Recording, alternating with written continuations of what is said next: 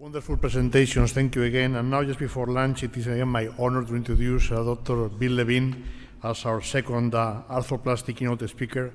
I think everyone knows who Dr. Charlie Neer was, the father of modern neurosurgery. Dr. Levine actually sits on his chair every day. He's the chairman at Columbia. He's an incredible mentor for many of us and a great advocate for diversity and for his department.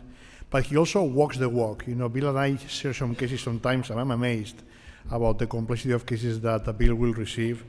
So he's uniquely positioned to understand what was the past, what is the present, and the future of shoulder arthroplasty. Dr. Levine, welcome, and thank you for being here. Thanks very much. It's quite an honor and daunting to be what's standing between you and lunch.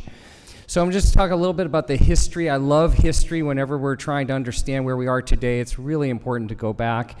Talk about innovations in shoulder arthroplasty. It's important, if you don't know this term of disruptive innovation, popularized by Clayton Christensen, innovation that creates a new market and value network or enters at the bottom of an existing market and eventually displaces established market-leading firms, products, and alliances. So just keep that in mind. Everybody thinks about Payon as being first shoulder arthroplasty. It was actually a German surgeon, Gluck, and he had interchangeable ivory ends, the first modular prosthesis. Think about that, back in the early 1800s. And he was going to present this, and it was shut down because he was considered such a heretic. And so, like many innovators, including Dr. Mark Frankel, who I'll mention, were often thought of as maybe outside the lines as being crazy, when in fact it might be the reality of normalcy. But Payon does get the credit usually for the first arthroplasty. The patient was a 37-year-old with tuberculous arthritis. It was a two-stage procedure. The first stage was a resection of the proximal humerus. The second stage was placing the implant. It was really a three-stage procedure because the third stage was removing it once it got infected. There were no antibiotics. And you can see this at the Smithsonian if you are so inclined. And in 1933, this was kind of the state of the art of shoulders. There are no fractures in which prognosis is worse than the surgical neck of the humerus, and we recommended resection versus arthrodesis. So just think about that. We go from like the 1890s all the way to 1930s, and we're not really doing much in the way of innovation at all. We had some attempts around the world. The Baron Judet prosthesis in Argentina, we had this prosthesis. It was acrylic, it broke, it was really brittle, so it didn't fare very well, as you might imagine. And this guy, Dr. Neer at Columbia, was on the famed shoulder service at the time, and they had these proximal humerus fractures, didn't know what to do with it, and they said, hey, Charlie, you're the young guy, why don't you figure this out? And literally went down to the machine shop at Columbia and worked with the engineers to come up with the very first Vitalium hemiarthroplasty. It's kind of a remarkable story. And the first prosthesis, as we know, was monoblock. It wasn't very fancy. It was one head radius. It was press fit. And there was no glenoid, right? This was just a hemiarthroplasty. Again, think about the stem length, which we talk about so much today. It was 100% because it was designed for fractures. So he needed something long enough to give stability for proximal humeral fracture fixation. But then he started to use it in osteoarthritic patients, and he said, well, the patients do pretty well, but they still have this fatigue. They still had some discomfort, and so that really led to the thought of maybe we should do something on the glenoid side. And actually, a group in London predated Dr. Neer's first total shoulder. They just don't get much of the credit, but I always like to make sure that we do highlight that they were published before Dr. Neer. And then if you think about what happened from there, we went to second generation, so that was modularity. Let's actually be able to put a stem in independent of the head. That was really novel at the time. Third generation were our French colleagues and Swiss colleagues to say, well, let's change version and inclination and get very clever with trying to match anatomy. Fourth generation was, let's get convertible. Let's actually really have an implant that could be used either as an anatomic or reverse. And then stemless really has changed the playing field, and there's incredible long-term studies from our European colleagues especially, and now in North America as well. So I like to think of innovation number one really as the 1940s to 1990s, and that really was the near era. Hemiarthroplasty, total shoulder arthroplasty. And if you ask, was this disruptive innovation, the answer is it decided yes. This totally changed the playing field for us as orthopedic surgeons and shoulder surgeons. And we know from multitudes of studies that total shoulders in general outperform hemiarthroplasties, and the pyrocarbon team is going to have to really prove that to me over time. Innovation two is really the Grammont area. That's 1983 to current, and this is decidedly disruptive innovation and maybe one of the most disruptive innovations that we've had in all of shoulder surgery, as some scholars have opined. But remember, this came after the results of some really bad outcomes. So we had Neer and Averill in 1970, the Mark I Neer's design, and these looked like total hips that were being put into the shoulder. They were very lateralized. They failed like in the recovery room on the way to the recovery room, so they did not fare very well. We tried changing things. Dr. Neer tried a number of things and eventually just said, you know what, don't do this. This is just not going to work, and we got to just put this by the wayside.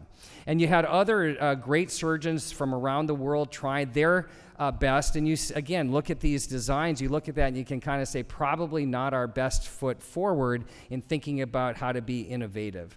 And so the 1980s and 1990s, we had total shoulders with glenoid loosening, we had hemiarthroplasties not doing so well, we had some bipolar designs, we had arthrodesis and resection arthroplasties. So we were really kind of at the low light of trying to deal with all of these patients that had these problems. And this was a real life. This was early in my practice. This was a patient who had a hemiarthroplasty for cuff tear arthropathy. You can see, I think you can read the prosthetic vendor's name through his skin, and not a happy camper. And this is a lot of what we saw.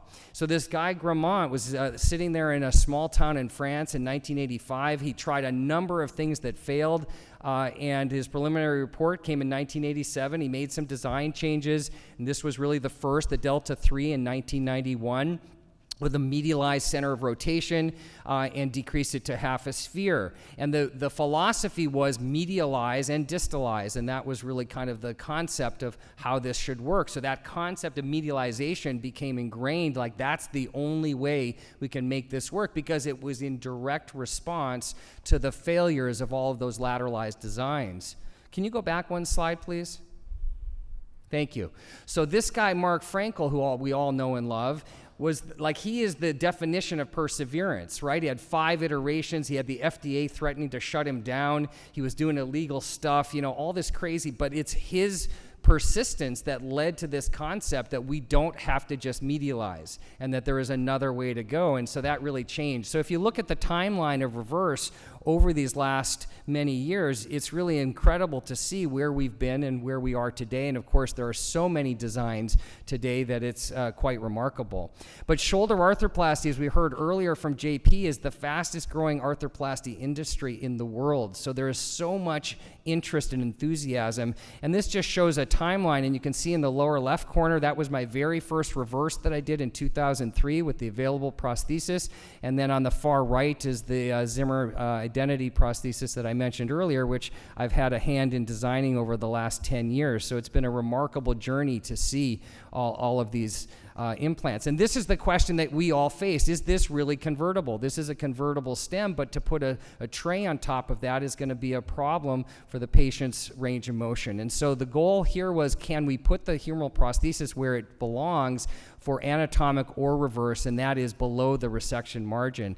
And so it does it every time, and that's the nice thing about this. It's very reproducible. The instrumentation is designed for you, whether you do 5 a year or 500 a year, to get it in the right place. And is this just marketing? I don't think so. Whatever prosthesis you use, you need to be able to figure out how to do revisions, because you're going to be doing a lot more of them in this next decade than we've done in the previous. Look at how much revision arthroplasty has increased since 2002 to 2017, and it is not a benign problem, as we've been hearing from the great panels here today.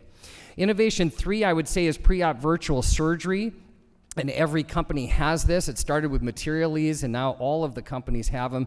And is this really disruptive innovation? Probably not so much in the true terms, but it certainly has changed what we do. Almost 100% of most patients today get a CAT scan, and hopefully we can change that, because the amount of irradiation that a CT gives is not negligent, and I think that's probably not great for a lot of our patients. And is it really necessary for every case? Probably not, but for those of us who teach residents and fellows, and even for those of us who teach ourselves and we want to get better as surgeons, you can learn so much from preoperatively planning and starting to think ahead. So I think it's really has helped change our thought process. Innovation 4, I would say, would be custom implants. We've been learning about that today, and patient-specific instrumentation has really changed our ability to really start to think about executing plans. We talk so much about planning, and then we get into the operating room and we kind of freewheel it, we MacGyver it, we do what we need to get done. But wouldn't it be better if we had a way to do in the operating room what we're doing on our preoperative planning? So I think this has been a great change. Is it disruptive? I would say maybe. We have to wait and see about results to see if that is. And then innovation 5 is really this concept of intraoperative execution of the plan. It's really something that I think we've all been dying for, because we do all of this work preoperatively, but then we get into the OR, and what is our plan once we're there? And this is a video that you saw earlier, but Howard shared with me. And really, GPS and Exactech have been at the forefront of this for many years in trying to say, what can we do to really try to tell the surgeon in real time with real parameters, where are you drilling, where are you reaming, how much bone are you taking? And of course, at the end of the day, that should make sense. And you heard earlier that there's some early studies that would suggest that that is going to change, ultimately change outcomes. So is it disruptive innovation? I think probably it is, but I think we still have to wait to see, is that really going to change our patients' outcomes? And then you have Stryker with intraoperative execution of plan, with a mixed reality, virtual reality, immersive reality, all of these concepts to again say, what can we do to take that plan that we work so hard on preoperatively and actually implement that in the operating room? And innovation 6 is going to be robotics, and it's here. The first one was approved, more are coming. Will this move the needle? We don't know. We just heard a compelling argument in the knee world that it hasn't moved the needle, and so we're going to have to see. Are robots going to be part of what we're going to do? It adds cost, it adds time, it adds angst, and we still, as the surgeons, are ultimately responsible for the patient's outcomes. So if we start to rely solely on a robot, that can certainly be a problem for us. And what's new right now? Well, pyrocarbons, we've been hearing about a lot, the pyrotitan, the pyrocarbon. And why is this so exciting? Potentially, it's up to 300 times less wear on bone than traditional medical grade metals. So that makes really good sense. We talked a little bit earlier with Armadio, the 12 studies, 536 patients, minimum 2-year follow-up. But we have to have some caution here, because again, the shiny new thing on our menu has some issues. 23% glenoid erosion. 10% of these prostheses changed position in less than 2 years. 10% tuberosity thinning and 7.7% revision rate. So is it, my chairman at Tufts used to always say, is it just new or is it better? And I think we are always faced with that decision as surgeons to make sure we're doing right by our patients and make sure that what we're putting into our patients has been well thought out and studied. What is the future? Well, hopefully disease modification, which should lead to less surgery. I always think about where we are with technology, and in 20 years, are they going to look at us as barbaric for putting in these reverse shoulder replacements at a 2-to-1 or 3-to-1 ratio? We heard from JP about artificial intelligence and how much that's going to play a role, and of course, MR, IR, and AR. So special thanks to the course directors for inviting me to give this keynote lecture. Special thanks to Joaquin, lifelong friend and mentor. And of course, I wouldn't be here today without the history of the Columbia Shoulder Service. So thanks very much for your attention.